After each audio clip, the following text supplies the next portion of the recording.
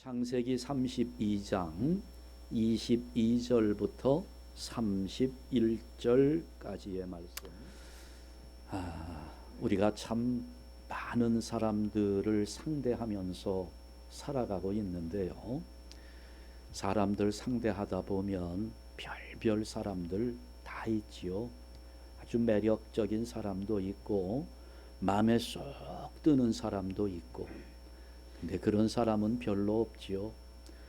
같이 밥 먹기 싫은 사람, 괜히 눈빛 하나가 내 마음을 불편하게 하는 사람.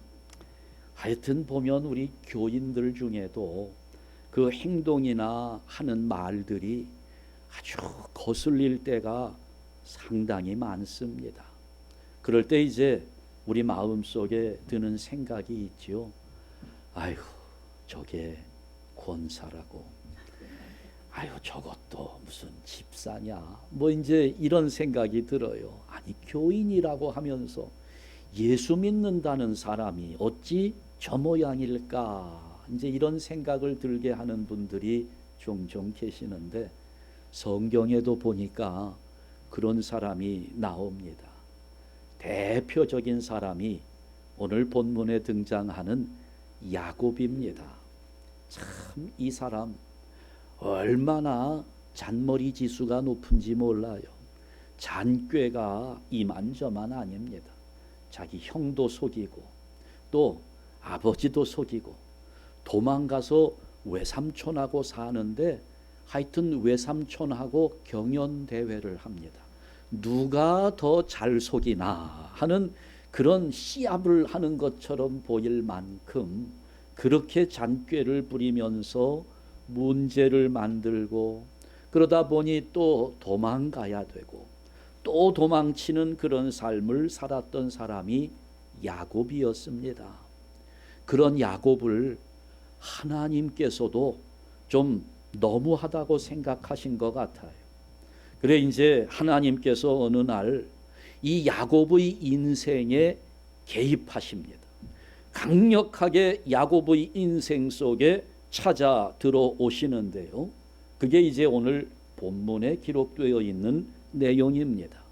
근데 여기 하나님께서 야곱의 삶에 개입하시는 이 모습은 한마디로 표현하면 하나님이 그러시는 것 같아요.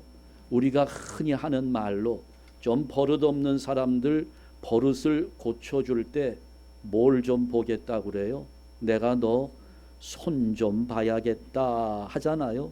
하나님이 야곱의 인생에 확 강력하게 개입하시면서, 야, 너 안 되겠어, 내가 너 손 좀 봐야 되겠다 하시는 것처럼 보입니다. 자, 오늘 본문을 살피면서 하나님께서 어떻게 야곱을 손 보시는지 하나씩 살펴보겠는데요. 자, 우선 첫 번째로 하나님은 야곱을 홀로 있게 하셨습니다. 혼자 있는 시간을 갖게 만드셨어요. 자, 지금 이 상황을 아시는 분들은 조금 이해하기가 쉬울 텐데, 좀 모르시는 분들은 도대체 이게 무슨 상황인지 답답할 수 있어요. 야곱은 쌍둥이였습니다. 형 에서와 같이 태어났지요. 그런데 야곱은 자기가 맏아들이 아닌 것 때문에 늘 불편했습니다. 그래서 어느 날 팥죽 한 그릇에 배고파하는 에서 장자의 명분을 삽니다.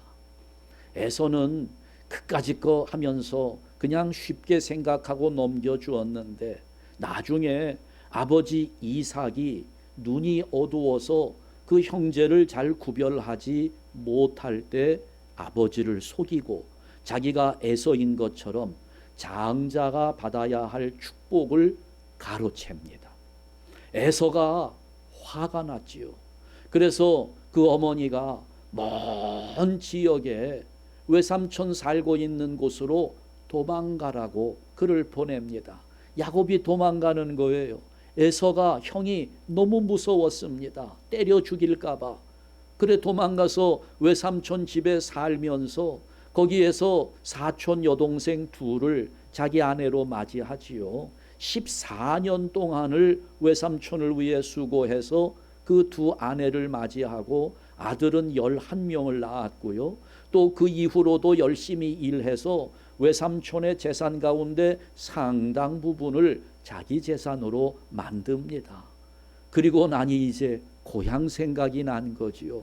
그래 식구들을 이끌고 재산을 가지고 고향으로 향하는 겁니다. 야복강을 건너야 되는데 형이 두려운 거예요. 만나기가 힘듭니다.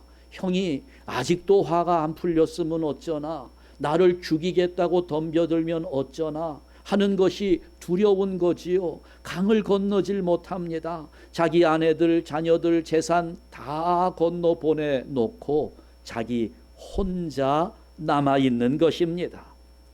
자, 이 본문, 이 내용, 많은 사람들이 이 본문의 내용을 오해하고 있습니다. 어떻게 오해하는가 하면 이 야복 나루, 야곱이 혼자 있던 그 시간, 이 야복 나루는 야곱이 하나님과 씨름한 곳이다.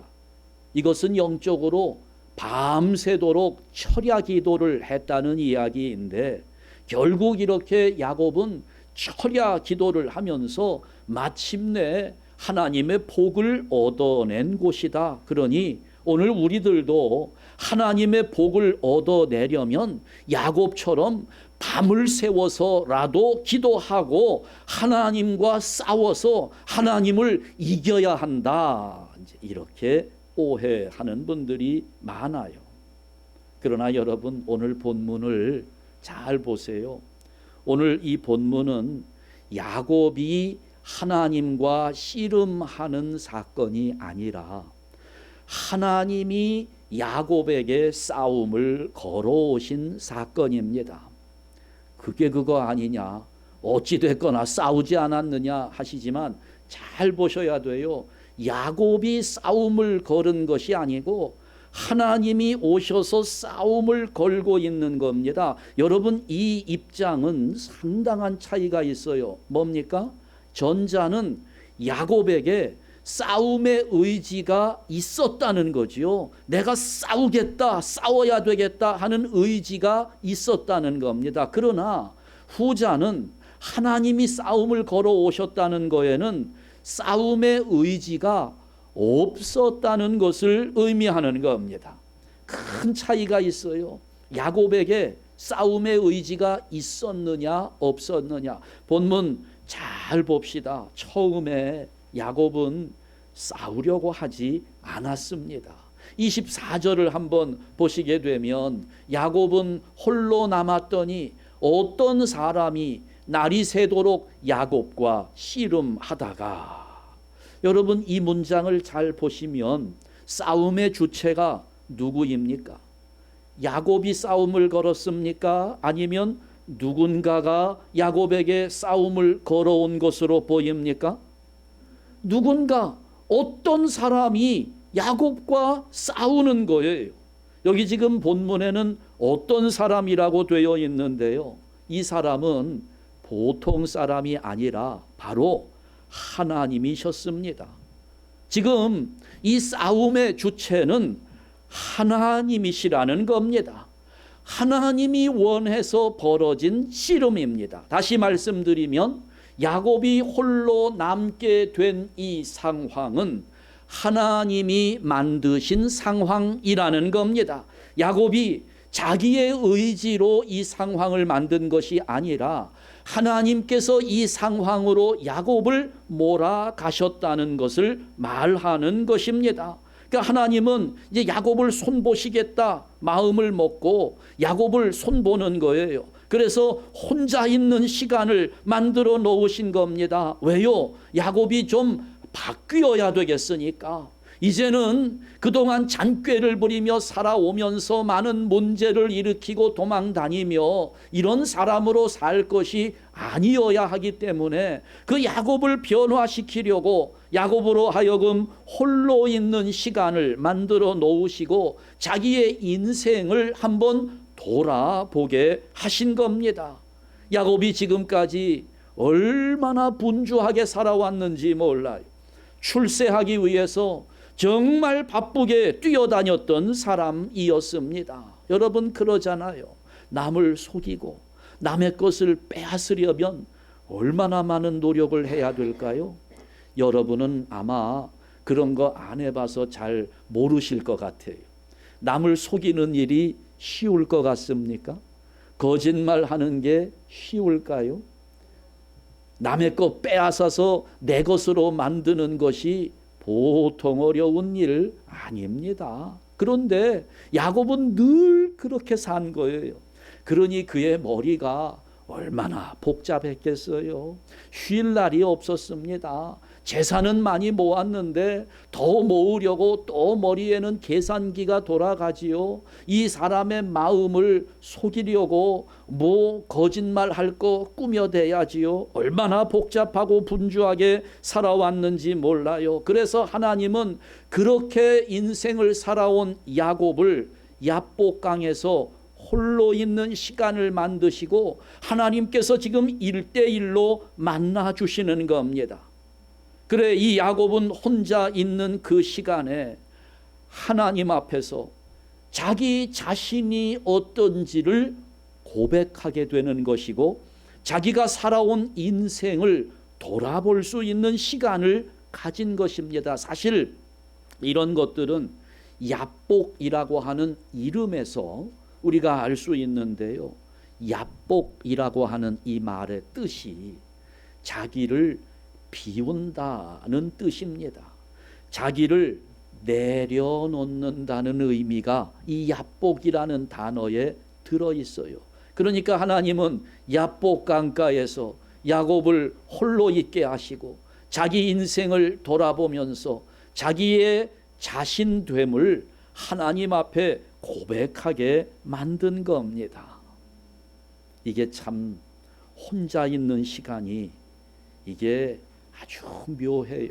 그래서 우리가 사람을 이렇게 볼 때 여러 가지 기준으로 평가하잖아요. 그 사람이 혼자 있을 때 무엇을 하는가 하는 것을 보면 그의 인격이 보입니다. 그 사람의 믿음이 보이는 것입니다. 이렇게 보면 혼자 있는 거 견디기 힘들어하는 분들이 꽤 많아요. 혼자 있으면 괜히 불안하고 초조하고, 또 어떤 분은 보는 사람이 없이 자기 혼자 있을 때 죄 짓는 사람도 있지요. 아무도 보는 사람 없으니까 좋지 않은 일들을 하는 사람이 있어요. 혼자 있을 때 뭘 하는지를 보면 그 인격을 보는 겁니다. 근데 어떤 사람은 혼자 있는 시간에 자기를 반성하고 미래를 준비하고 더 나아가서 하나님을 만나는 사람이 있습니다. 혼자 있을 때. 그러니까 여러분, 이렇게 보면 참 우리가 힘들어질 때 주변 사람들이 다 떠나가잖아요. 다 떠납니다. 그러면 우리 마음에 아주 괘씸머리스러워요.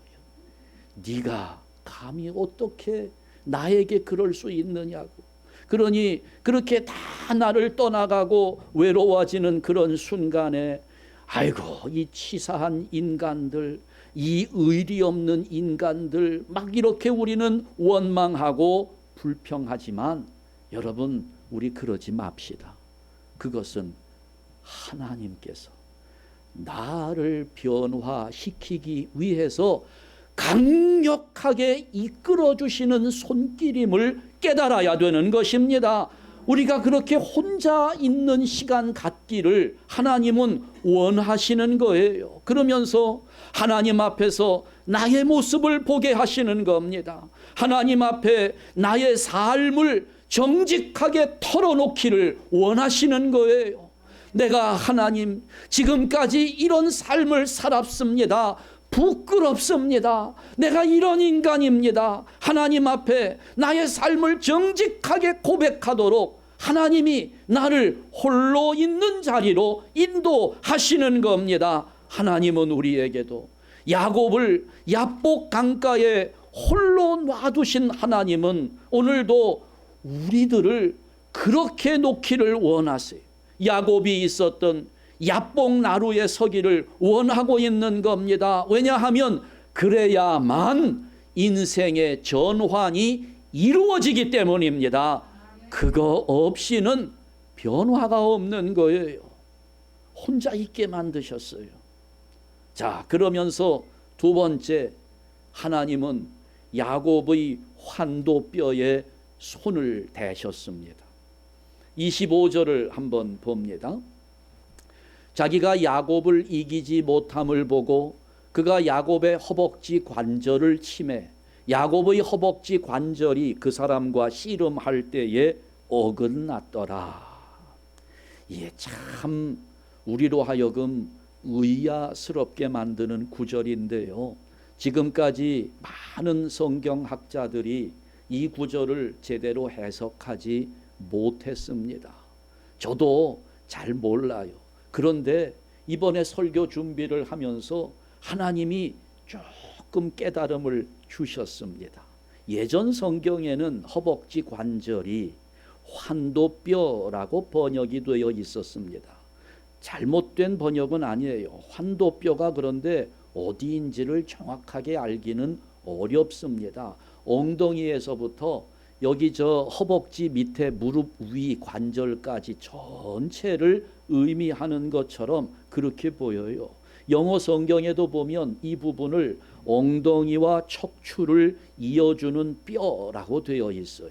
여기 보면 허벅지 관절이라고 그랬는데 여러분 허벅지에 관절이 어디 있습니까? 허벅지에 관절이 있나요? 무릎에는 관절이 있지요. 엉덩이에도 관절이 있습니다. 허벅지는 관절이 어디 있나요? 이 허벅지 위에 엉덩이와 허벅지 뼈가 이어지는 그 관절, 그 부분의 뼈를 아마 의미하는 것으로 보입니다. 그런데 하여튼 어디 위치를 정확하게는 알 수 없으나 그러나 이 환도뼈는 우리 사람에게 너무나 중요합니다. 왜냐하면 이 관절이 무너지면 우리는 설 수 없습니다. 우리가 이렇게 서서 내 신체를 지탱해 나아가는 것은 여기 엉덩이에 있는 이 환도뼈 이것이 온전할 때 내가 이렇게 서 있을 수 있는 거지요. 그러니까 신체적으로 육체적으로 나를 지탱해 주는 힘입니다. 이것이 환도뼈라는 거지요. 내가 의지하는 것 이게 환도뼈예요. 내가 내 힘의 근원으로 생각하는 것 이것이 환도뼈입니다. 그런데 여기 보니 이분이 하나님인데 야곱을 이기지 못했대요. 근데 이게 말이 안 되잖아요. 아니 어떤 사람이 하나님과 싸워서 이길 수 있어요? 하나님이 이기지 못하는 사람이 누가 있겠습니까? 뭘 의미할까요? 야곱이 고집을 꺾지 않는 겁니다. 하나님께서 야곱을 지금 변화시키기를 원하는 거예요. 하나님의 뜻이 있는데 야곱이 따르지 않는 거지요. 그동안 너는 너의 잔꾀로 사람들을 속이면서 많은 것을 얻으면서 너는 그렇게 성공한다고 생각하며 살았는데 그거 아니라고 하나님 가르쳐 주는 거지요. 지금 에서가 두려워서 네가 벌벌 떨고 있는 상황, 그럼에도 자기가 이 위험한 순간을 어떻게 벗어날지 에서가 나를 미워하고 나를 죽이려고 하는 이런 상황을 내가 어떻게 벗어날지 아마 야곱이 머리를 얼마나 굴렸겠습니까? 형을 만났을 때 첫 번 인사를 뭐라고 할까? 그때 내가 형을 속이고 장자권을 뺏고 아버지를 속이고 축복기도 받은 것을 내가 뭐라고 합리화를 할까? 뭐 별별 생각이 다 돌아갔을 거 아니에요. 자기의 잔머리를 다 굴려가면서. 그런데 하나님은 야 그거 아니라는 거예요. 이제는 네가 그렇게 살면 안 된다는 겁니다. 그럼에도 야곱은 고집을 꺾지 않는 거지요. 끝까지 자기 고집을 세우는 겁니다. 나는 지금까지 이렇게 살아왔다는 거예요. 나는 지금까지 이런 방법으로 모든 것을 얻어냈다는 것입니다. 그렇지요. 야곱은 지금까지 그랬어요. 자기가 계획한 거, 자기가 노력하면서 다 얻어낸 사람입니다. 자기의 잔꾀가, 자기의 노력이 다 통했어요. 자기 원하는 것은 다 얻을 수 있었습니다. 성취하는 삶을 살았어요. 그런데 그게 문제가 되는 겁니다. 잔꾀를 부렸을 때 안 돼야 되는데, 불법적인 일을 했을 때 망해야 되는데, 이게 잘못된 길을 걸어가면서도 망하지 않고 일이 잘 된 거예요. 그러니 어떻게 합니까? 계속 잔꾀를 부릴 생각만 하는 겁니다. 이게 문제인 거지요. 기도하기보다는 사람들을 대상으로 잔머리를 굴리는데 더 많은 힘을 기울이는 거지요. 야곱이 그렇게 사는 거예요. 지금까지 내가 그렇게 얻어냈는데, 아니 그런데 지금은 자기를 대하러 나오는 형 에서 앞에서 두려움을 이길 방법이 없는 거예요. 이게 해결이 되지 않아요. 형을 만났을 때 뭐라고 말을 하며 형의 마음을 가라앉힐지 이걸 모르겠다는 겁니다. 그러면서도 하나님 앞에 지금 끝까지 고집을 부리고 있는 거지요. 그런 야곱에게 하나님께서는 환도뼈를 만지시는 거예요. 그러면서 정말 중요한 것이 무엇인지를 깨닫게 합니다. 그러면서 야곱은 이스라엘로 변화되는 체험을 하시는 거예요. 하나님께서 야곱의 환도뼈를 만지셨어요. 위골됩니다. 뼈가 어긋납니다. 어떻게 될까요? 자신을 지탱했던 육체가 무너지는 겁니다. 여러분, 하나님, 여기는 치셨다고 그랬는데요, 히브리어 원문에는 그냥 만지셨다고 되어 있어요. 근데 치시나 만지나 똑같아요. 하나님과 우리 인간을 비교하면 하나님이 우리를 세게 때릴 필요 없어요. 하나님이 그냥 손만 까딱해도 우리는 가루가 됩니다.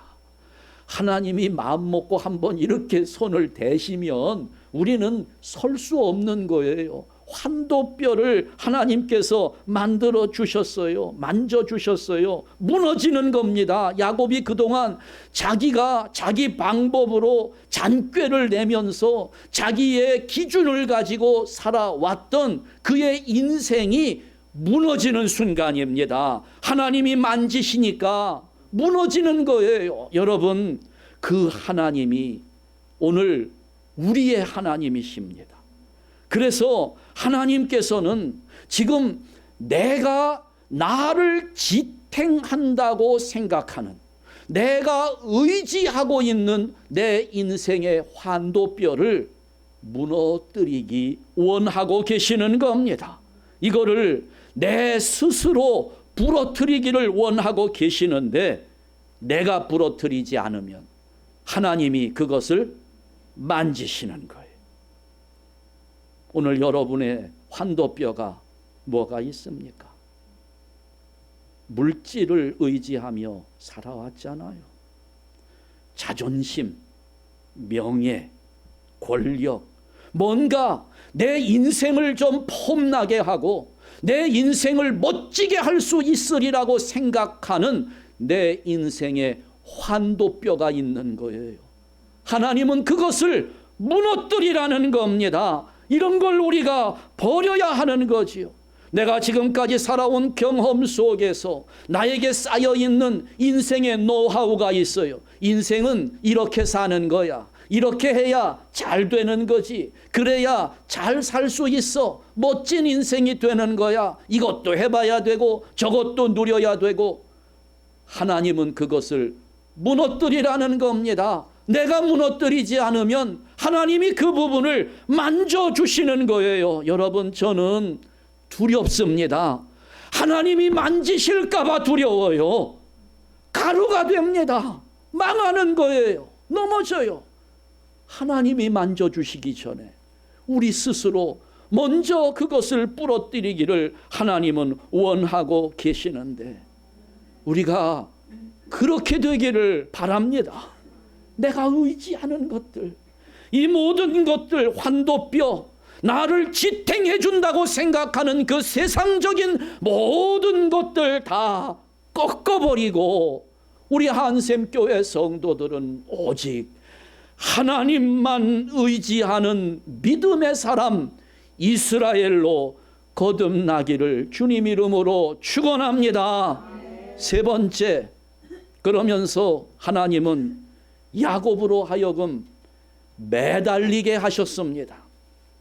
26절을 보니까 야곱이 매달려요. 그가 이르되 날이 세려하니 나로 가게 하라. 야곱이 이르되 당신이 내게 축복하지 아니하면 가게 하지 아니하겠나이다. 하나님이 환도뼈를 만지니까 자기를 지탱하던 것이 무너져 내리잖아요. 이제 어떻게 합니까? 하나님을 붙드는 거지요. 매달리는 겁니다. 야곱의 삶은 지금까지 매달림이 없었어요. 발버둥을 쳤습니다. 여러분, 발버둥과 매달림의 차이를 아셔야 합니다. 호수 위에 떠 있는 오리들 유유하게 헤엄치고 있지요. 그러기 위해서 어떻게 합니까? 그 밑에 발은 그야말로 정신없이 그냥 발버둥을 치는데 겉으로는 폼나게 보이지만 얼마나 바쁜지 몰라요. 발버둥입니다. 내 힘으로, 내 능력과 내 지식과 내가 가지고 있는 삶의 조건을 의지하면서 살아가는 것, 그것은 발버둥입니다. 내 힘을 가지고 어떻게든 내 인생 폼나게 만들리라 발버둥 치는 그런 인생. 반면에 매달림은 자기를 의지하는 것이 아닙니다. 그 초점이 내가 매달리는 그 대상에게 있습니다. 하나님께 있는 겁니다. 하나님께 매달리는 거예요. 야곱은 여기 야복 나루터에서 발버둥과 매달림의 차이를 깨닫는 거예요. 내가 지금 씨름하고 있는 이 사람이 누군지를 깨달으면서 매달리는 인생이 됩니다. 여러분, 야곱이 얼마나 눈치가 빠른 사람이었겠어요. 처음에 아마 그렇게 생각했을지 모르지요. 누군가 와서 덤벼드니까, 자기에게 싸움을 걸어오니까, 저쪽에 있는 형이 아마 자객을 보내서 나를 보냈나? 얼마나 놀랐겠어요. 그래서 이제 싸움을 걸어오는 그 사람과 엎치락 뒤치락하고 씨름을 하는데, 그러는 중에 이 사람이 보통 사람이 아니라는 걸 눈치챈 겁니다. 그러니까 29절에서 당신 도대체 누구십니까? 이름이 뭐냐고 묻는 거예요. 당신의 이름을 알려주소서. 누구냐고 묻습니다. 그랬더니 안 가르쳐 줘요. 어찌하여 내 이름을 묻느냐? 안 가르쳐 줬습니다. 그런데 보니까 30절에 야곱이 그곳 이름을 뭐라고 불러요? 브니엘이라고 이름을 지었습니다. 그 브니엘이라고 하는 거, 이게 대답도 못 들었는데, 이 사람이 누군지 이름도 안 가르쳐 주었는데, 그런데 이 야곱은 이 장소 이름을 브니엘이라고 지어요. 하나님의 얼굴이라는 뜻입니다. 하나님의 얼굴. 그러니까 야곱은 이름을 안 가르쳐 줬는데도 알아챈 거지요. 뭘 알아챕니까? 이분이 하나님이시구나. 하나님을 만났다는 것을 깨닫습니다. 지금까지 야곱은 자기 힘으로 살아왔어요. 잘 됐습니다. 그런데 잘 되는 것이 문제였어요. 그것은 삶의 위기예요. 잘 되면 어떤 생각을 합니까? 그래, 오케이, 나는 뭐든지 할 수 있어. 내 능력을 가지고 하나님 없이도 얼마든지 무엇이든지 잘 할 수 있어. 내 힘으로 잘 살 수 있어. 이런 생각을 해요. 이것보다 더한 삶의 위기는 없습니다. 하나님은 그걸 보신 거예요. 더 이상 야곱을 그대로 둘 수 없었습니다. 왜요? 사랑하는 자녀이고 야곱을 통해서 이스라엘을 이루어 가야 되는데, 이스라엘을 통해서 메시아 예수 그리스도가 이 땅에 태어나야 되는데, 야곱이 그렇게 계속 살아가도록 방치해 둘 수 없었던 겁니다. 그런데 이게 씨름을 해보니 만만치가 않아요. 고집을 꺾지를 않습니다. 웬만해서는 이거 깨닫게 할 수 없을 테니까 환도뼈를 만지시는 겁니다. KO가 됐어요. 여러분 보세요. KO와 OK는요, 글자가 바뀝니다. 오케이 하던 인생 하나님이 KO 시킵니다. KO 당한 인생 하나님께 매달릴 때 하나님이 오케이 해주시는 줄 믿으시기 바랍니다. 이걸 깨닫게 해주시는 거예요. 환도뼈가 무너지면서 땅바닥에 자빠지는 야곱이 깨닫는 겁니다. 아, 지금까지 나는 잘할 수 있는 줄 알았는데 하나님이 떠나면 나는 아무것도 할 수 없다는 깨달음 속에 매달리는 겁니다. 당신이 내게 축복하지 아니하면 가게 하지 아니하겠나이다. 예전에 야곱 같았으면 택도 없는 이야기입니다. 하나님이 함께하지 않으면 나는 아무것도 아니라는 깨달음이 있어야만 할 수 있는 고백입니다. 그때 우리 하나님께서 오케이 하시는 거지요. 28절 말씀에 보면 내 이름을 다시는 야곱이라 부를 것이 아니요 이스라엘이라 부를 것이니. 성경에 보니까 하나님과 겨루어 이겼다는 뜻이라고 되어 있습니다. 이스라엘. 앞으로 성경이 바뀔 겁니다. 번역을 다시 할 겁니다. 하나님을 누가 이겨요? 하나님과 겨루어 이길 사람이 누가 있습니까? 잘못 번역했습니다. 이스라엘이라는 의미는 하나님이 다스린다는 뜻입니다. 다시는 야곱으로 살지 마라. 잔꾀를 부리면서 다른 사람들을 속이면서 너의 능력을 의지하면서 내 힘대로 살지 마라. 너의 인생은 누가 다스려요? 하나님이 다스리는 인생이 될 것이라는 것입니다. 이제 너의 이름은 이스라엘이 될 것이다. 너는 이제부터 몸부림치며 살지 말아라. 발버둥 치면서 살지 말아라. 나에게 매달리는 인생, 내가 너를 다스리마, 내가 너를 통치하며 너를 인도하며 너에게 복을 주시겠다는 이 말씀을 주시는 겁니다. 너는 이스라엘이다. 하나님이 다스린다는 겁니다.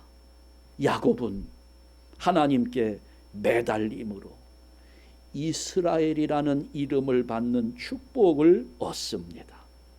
여러분 기억하세요.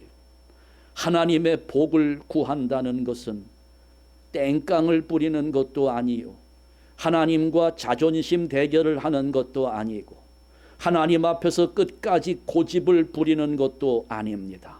하나님께 복을 구하는 것은 하나님께 항복하는 겁니다. 하나님께 매달리는 거지요. 하나님의 다스림을 받아들이는 겁니다. 그것이 복을 구하는 것입니다. 오늘 하나님의 이름을 부르면서도 하나님과는 상관없는 삶을 살아가는 사람들이 얼마나 많이 있는지 몰라요. 믿음이 우리 안에서 완전히 왜곡되어 버렸습니다. 나는 할 수 있다. 긍정적인 생각을 가져야 된다. 적극적인 사고방식, 무엇이든지 할 수 있다. 여러분, 발버둥 아닙니다. 발버둥 말고 매달려야 되는 거예요. 우리의 믿음은 그것입니다. 하나님께 항복하고 하나님께 매달릴 때 하나님이 오케이 하신다는 것, 하나님의 다스림을 받아들이는 것이 믿음입니다. 나 무엇이든지 할 수 있다 말씀드렸죠. 믿음 아니에요. 그냥 자기 신뢰일 뿐입니다. 착각하지 맙시다. 많은 사람들이 오해합니다. 하나님은 우리를 위해서 야복 나루를 예비하고 계십니다. 그렇게 살면 안 되겠기에, 그렇게 믿음 생활하면 안 되니까 오늘도 야복 나루를 예비하시고 말씀하시는 겁니다. 발버둥 말고 매달림으로 내가 네 인생의 주인인 것을 인정하고 항복하라. 나의 다스림 안에 거하라 말씀하시는 겁니다. 이 항복을 통해서만, 보세요. 지금 이 야곱이 이 사건을 경험하고 이스라엘이라는 이름을 얻게 되니까 브니엘에 해가 돋았다고 이야기합니다. 브니엘에서 새 아침을 맞이하는 거예요. 하나님 앞에 항복하는 자가 맞이할 수 있는 브니엘의 새 아침이 오늘 우리를 기다리고 있는 겁니다. 우리는 다 하나님의 피조물입니다. 창조주 하나님 없이는 내 인생은 의미가 없다는 것을 깨달을 수 있기를 바랍니다. 그 깨달음 속에서 나를 하나님 앞에 철저하게 낮추면서 항복하고 나를 다스리시는 인생, 이스라엘로 변화되는 복된 성도들 되시기를 주님의 이름으로 축원합니다. 기도하겠습니다.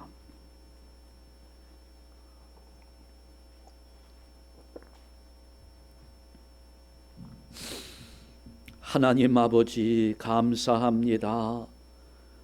오늘 이렇게 귀한 말씀을 우리들이 상고하는 가운데 나를 홀로 있게 하시고 나의 지탱하고 있는 환도뼈를 스스로 꺾기 원하시는 하나님의 뜻을 깨닫습니다. 아버지여, 지금까지 나는 내가 잘 해온 것으로 오해했습니다. 나의 경험이 큰 힘이 되며 나의 능력이 나를 지탱하는 버팀목인 줄 알았습니다. 아버지여, 그러나 우리가 이제는 이 우리 인생의 환도뼈를 무너뜨리고 이제는 하나님 앞에 항복하며 하나님께 매달리는 인생으로 변화되기를 원합니다. 발버둥 치지 않게 하여 주시고 몸부림치는 대신에 하나님께 매달리는 복된 인생이 되게 하여 주시옵소서.